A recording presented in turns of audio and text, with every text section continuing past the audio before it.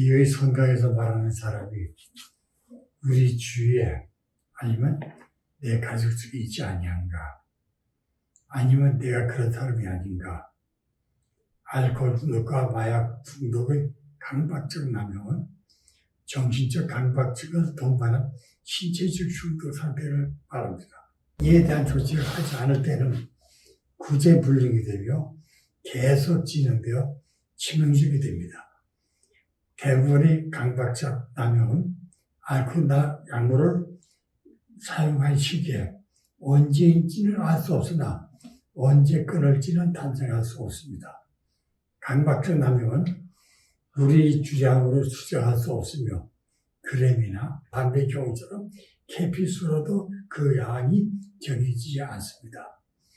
우리 관계들의 책임, 자존감의 손상 정도, 그리고 우리 전산적인 생활에 끼친 해악으로 측정할 수밖에 없습니다. 강박적 남용은 우리 자신에 대해 그런 몇몇 중요한 관계들을 면밀히 살피려면 더욱 명확히 드러날 것입니다. 특히 가까운 사람들의 말을 들으면 더 정확히 알 수 있습니다. 다음에 두 번째 부인과 투사입니다.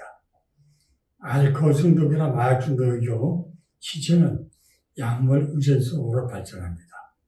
그리고 이와 동시에 진행되는 또 다른 과정이 있습니다. 그것은 정신이 오염되는 것입니다.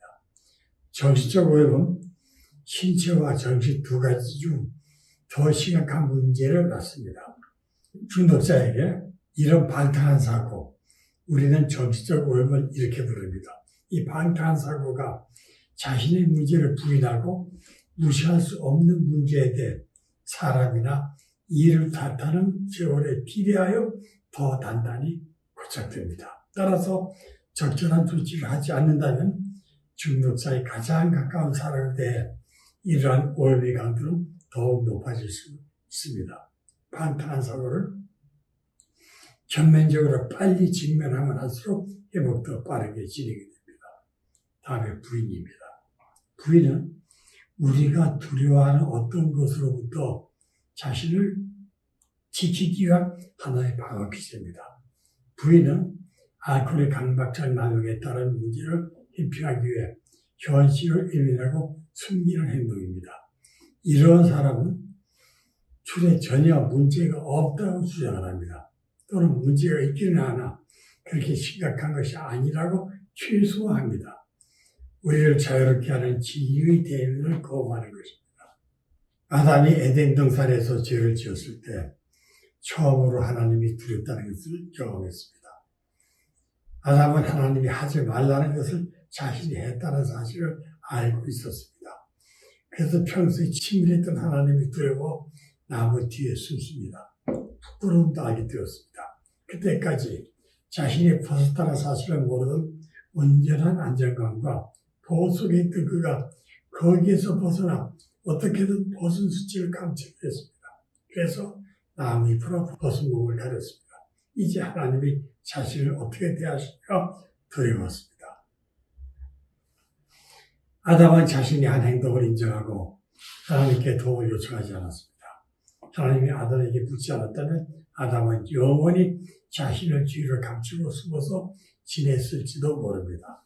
알코올에 의존된 사람들과 그 가족들은 아담과 같은 행동을 보여줍니다. 두 사람, 우리 주위 사람들을 증오하는 대상으로 삼는 것을 말합니다.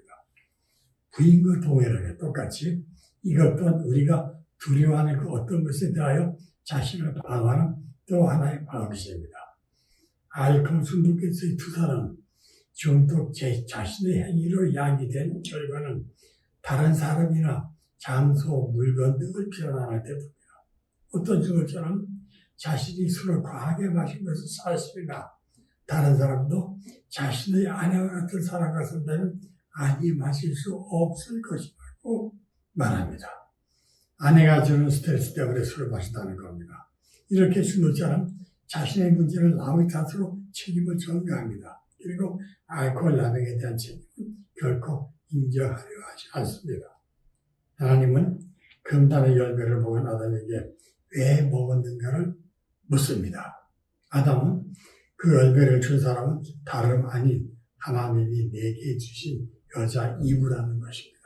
그리고 이브는 뱀이 자신을 부추겼다고 책임을 돌렸습니다. 금단의 열매를 매건 책임은 아담, 이브, 뱀 모두에게 있었고 그 결과로 당연히 고통을 받아야 했습니다. 그러나 그들 모두는 자기 행동의 책임은 바깥에 있다고 투사했습니다. 음주기간 중 어느 시기에 이르러 우리 주위 사람들은 우리에게 더 이상 마시지 말 것을 종용했습니다. 아무도 우리에게 강제로 술을 먹이지 않았습니다. 그럼에도 불구하고 우리들 모두는 마실 책임을 남의 탓으로 전가했습니다. 이것이 투사인 것입니다. 우리가 중독 가운데 있으면 우리 자신의 잘못을 인정하기 싫어합니다. 또는 자신에게 문제가 있으면 시인하지도 않습니다. 부인과 투사는 서로 어우러져 작용을 합니다. 중독자는 자신에게 문제가 있으며 그 문제가 알코올 중독이라는 사실을 미처 깨닫지 못한 채 불행에 불행을 거듭하며 살아갑니다. 자신의 삶을 파괴하는 문제를 갖고 고통받고 살아가며 자신뿐만 아니라 주위의 모든 것에 악영향을 끼칩니다. 하나님을 원망하고 부인하고 아이들을 나무라고 상사를 비난하고 부모를 탓하는가 하면 아내를 좋아합니다. 마음에 걸리는 사람이면 누구든지 또는 무엇이든지 비난을 일삼습니다. 자기 행동에 대한 책임을 통감하기를 거부할수록 우리는 우리 인생을 좌우하는 문제를 더 크게 만들고 장기화시킬 뿐만 아니라 자신과 가까운 사람들이 고통만 가져시킵니다. 그래서 가족병을 발전시킵니다.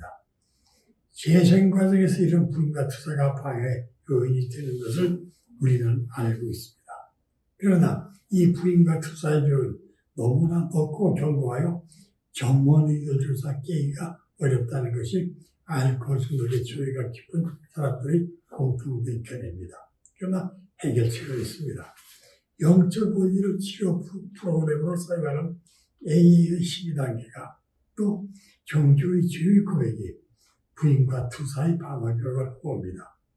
영적 각성이 올 때 우리 안에 계신 하나님의 성령으로 말미암아 지속적으로 부인과 투사라는 두 가지 태도가 드러나고 우리는 변화되기 시작을 합니다.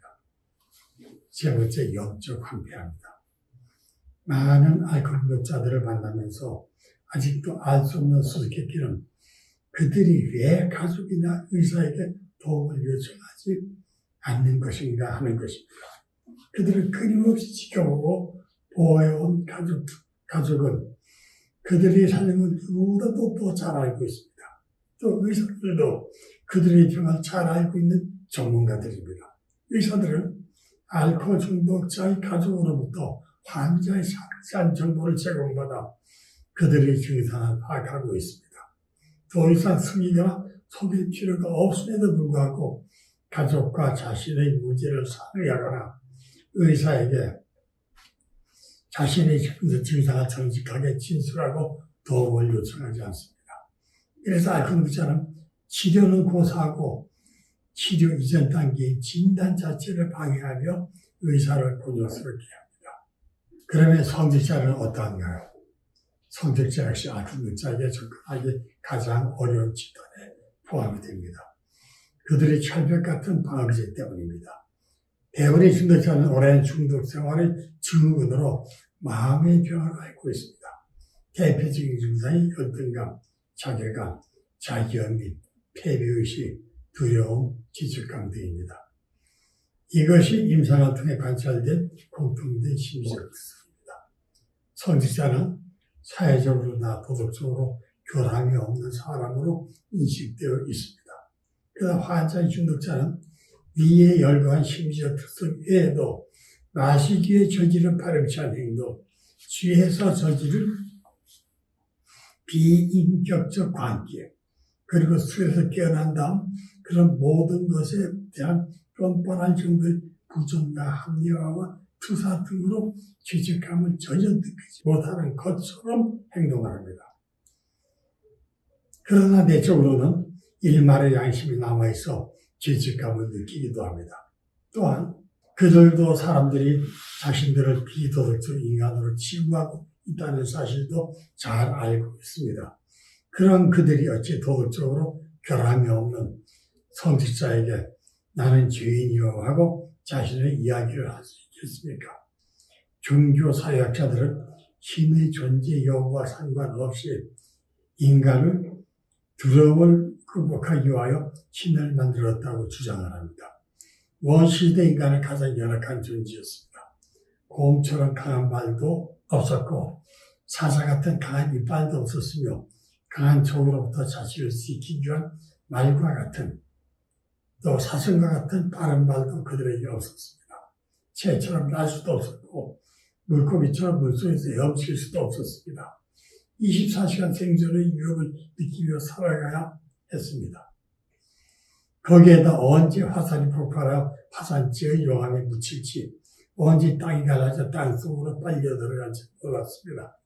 또한 유럽 열강이 흰 대륙에 진출하여 원주민을 학살하고 땅을 빼앗듯 아프리카 흑인들을 잡아 노예로 팔아먹듯 항상 이민족 집단 침략의 두려움 속에 대비해야 했습니다.